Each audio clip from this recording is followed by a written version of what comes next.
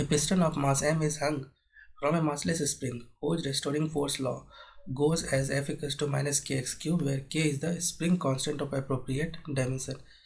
तो एक पिस्टन है और उस पिस्टन का मास है m और वो एक स्प्रिंग से अटैच्ड है कुछ इस तरह से, जिस तरह से फिगर में दिखाया गया है।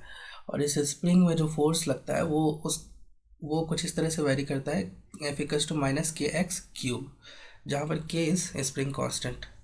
Piston separates vertical chamber into two parts where the bottom part is filled with n moles of an ideal gas. तो पिस्टन जो है इस पूरे सिलेंडर को दो पार्ट में डिवाइड करता है, जिसमें कि नीचे वाले पार्ट में n मोल्स का आइडियल गैस भरा हुआ है। An external work is done on the gas isothermally at a constant temperature T with the help of a heating filament with negligible volume mounted in lower part of the chamber. तो lower part जो है जिसमें कि gas भरा हुआ है, तो उसी में ना नीचे में कहीं पर एक हीटर रखा गया है और उस हीटर की मदद से, है ना, हीटिंग एलिमेंट, हीटिंग फिलामेंट है एक्चुअली, ठीक है, वो हीटिंग फिलामेंट की मदद से एक यहाँ पर जो है एक्सटर्नल वर्क किया जाता है, आइसोथर्मली मूव करता है ना, प्रोसेस होता है वो, ये जो वर्क होता है वो आइसोथर्मल वर्क होगा यहाँ पर। और so that the piston goes up from a height L0 to L1, जिसकी वजह से पिस्टन जो है L0 इनिशियल हाइट से L1 हाइट पर पहुँच जाता है। The total heat delivered by the filament is, वो निकालना है कि फिलामेंट ने कितना हीट दिया, उसको आपको निकालना है। Assume spring to be in natural length before heating, एक एजम्पशन करना है कि स्प्रिंग जो है इनिशियली क्या है, नेचुरल लेंथ में है, और ये चार ऑप्शन दिए गए हैं। तो देखो हीटिंग फिलामेंट क्या करेगा, इसकी वजह से गैस को थर्मल एनर्जी मिलेगा, मतलब it will give it heat, है ना, heating filament will give heat. अब मैं अगर यहाँ पर अप्लाई करता हूँ फर्स्ट लॉ ऑफ थर्मोडाइनमिक्स, है ना, फर्स्ट लॉ ऑफ थर्मोडाइनमिक्स क्या बोलता है कि Q is equals to delta U plus W। तो हीट मिला गैस को, है ना, हीटिंग एलिमेंट मान लो यहाँ पर है, हीटिंग एलिमेंट की वजह से गैसेस जो है उसको थर्मल एनर्जी मिला और हीट मिला। उस हीट को अब देखो प्रोसेस यहाँ पर क्या है, आइसोथर्मल, तो आइसोथर्मल प्रोसेस में डेल्टा U होता है 0, टेम्परेचर सेम होता है, तो इंटरनल एनर्जी में कोई भी चेंज नहीं होता है। तो अब तुम ही सोचो कि वो एनर्जी कहाँ गया, जो ये थर्मल एनर्जी है वो उसकी मदद से गैस ने पिस्टन को धकेला, ठीक है। इसका मतलब है कि वो सारा का सारा एनर्जी जो है, हीट एनर्जी, वो किस में चला गया, गैस ने पिस्टन को धकेलने में खर्च कर दिया। तो एक तरह से बोल सकते हो इनकी हीट एनर्जी इनडायरेक्टली कन्वर्ट हो गया वर्क में, ठीक है। तो वर्क जो हुआ है यहाँ पर मतलब पिस्टन को धकेलने में सारी एनर्जी को हीट गैस ने खर्च कर दिया, अपने पास कुछ भी नहीं रखा, क्योंकि इंटरनल एनर्जी में चेंज नहीं हुआ है, तो सारा एनर्जी जो है हीटिंग। तो हम बोल सकते हैं इनडायरेक्टली, अगर तुमको ये निकालना है कि कितना हीट दिया गया फिलामेंट के द्वारा, तो फिर वो तुम बोल सकते हो कि जितना वर्क किया गैस ने पिस्टन पर, उतना ही हीट गैस को मिला। तो वर्क डन जो है आइसोथर्मल प्रोसेस में कितना होता है, तो तुम बता सकते हो आइसोथर्मल प्रोसेस में वर्क डन होता है nRT, natural log ln V2 bye final volume by initial volume.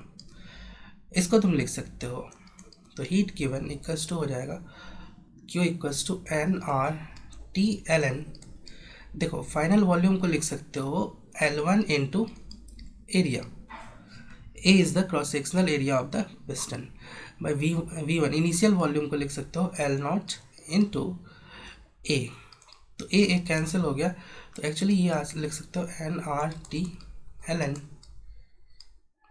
L1 bye L0। अब हम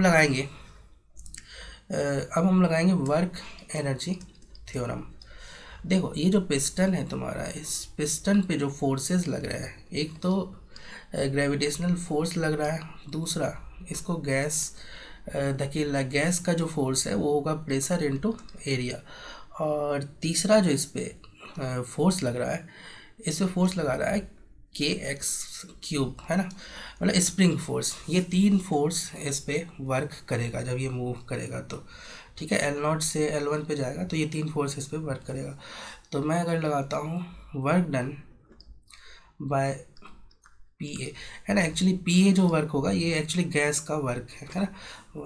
तो this plus work done by M G plus work done by के X cube equals to change in kinetic energy of the piston, है ना। तो वो यहाँ पर 0, क्योंकि इनिशियली भी रेस्ट और फाइनली भी मैं रेस्ट पे मानता हूँ इसको। तो work done by P A जो कि वर्क डन बाय गैस है उसको तुम लिख सकते हो minus work done by M g और माइनस वर्क डन बाय के एक्स स्क्वायर, नहीं क्यूब है यहाँ पर, है ना, के एक्स क्यूब। इसको इस तरह से लिख सकते हो। अब देखो एक फॉर्मूला होता है जिसको हम बोलते हैं कि delta U, change in potential energy equals to कितना होता है, minus work done by conservative force. तो यहाँ पर एम जी कंजर्वेटिव फोर्स है और स्प्रिंग फोर्स भी जो है कंजर्वेटिव होता है। तो ये जो है किस में कन्वर्ट हो जाएगा, पोटेंशियल एनर्जी में। तो ये जो है माइनस डेल्टा एम जी को लिख सकते हो change in potential energy gravitation वाला, gravitational potential energy plus change in potential energy कौन सा, स्प्रिंग वाला, ठीक है। तो फाइनली तुम लिख सकते हो कि और work done by P A जो है एक्चुअली ये क्या है तुम्हारा, वर्क डन बाय गैस है, ठीक है। इसको लिख सकते हो वर्क डन बाय गैस। अब देखो पोटेंशियल एनर्जी में जो चेंज हुआ वो कितना हुआ, ग्रेविटेशनल पोटेंशियल एनर्जी में। तो एच कितना हाइट ऊपर गया, तो ये हाइट ऊपर गया यहाँ से यहाँ तक का, ठीक है। तो हम एम जी और ये एच हाइट जो है वो कितना हो जाएगा, तो L1 minus L0 plus spring में जो पोटेंशियल एनर्जी में जो चेंज हुआ तो उसको हम लिख सकते हैं के एक्स क्यूब डी एक्स। ठीक उसी तरह से देखो जैसे स्प्रिंग नॉर्मली जो स्प्रिंग फोर्स होता था के एक्स, उसमें कैसे पोटेंशियल एनर्जी निकालते थे, के एक्स डी एक्स को इंटीग्रेट करते थे, है ना। नेचुरल लेंथ पे एक्स की वैल्यू 0 रखते थे और फाइनली एक्स रखते थे, है ना। तो यहाँ पर भी क्या है, नेचुरल लेंथ पे तो एक्स जो है ना, एक्स तुमको लेना है initially natural length, natural length पे एक्स की वैल्यू होती है 0 और फाइनली जो है कितना कंप्रेशन हुआ है ना। देखो कंप्रेशन जो हुआ है ये लेंथ हुआ एच हुआ है और कंप्रेशन हुआ है तुम्हारा L1 minus L0।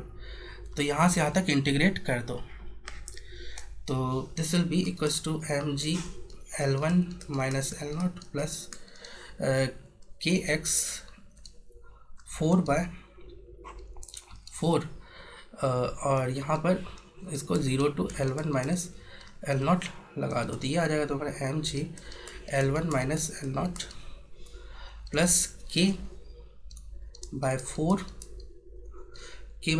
Into L1 minus L0 की पावर 4, 0 तो ऐसे भी 0 हो जाएगा। तो यही हो जाएगा वर्क डन बाय गैस। और तुमको पता ही है कि इनडायरेक्टली क्यू जो है हीट ट्रांसफ़र जो पूछा गया है वो क्या है, यहाँ पर वर्क डन बाय गैस के इक्वल है। तो this will be the answer और बट इसमें कोई भी ऑप्शन मैच नहीं कर रहा है।